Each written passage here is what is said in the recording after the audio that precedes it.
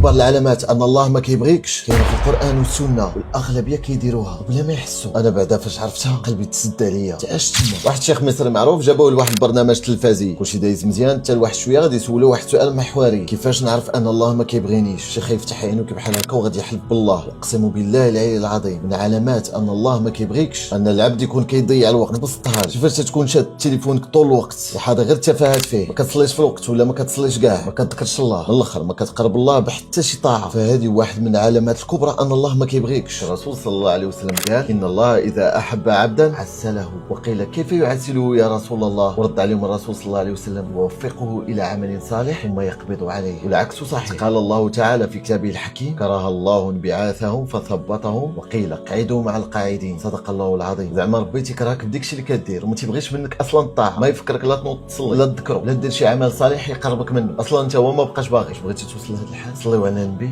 الله يرزقكم حسن الخاتمه، قولوا امين. واللي بغى يشوف هذا الفيديو بالصوت ديال شيخنا حاول احسن مني صراحه، راه خليتها لكم في البايو.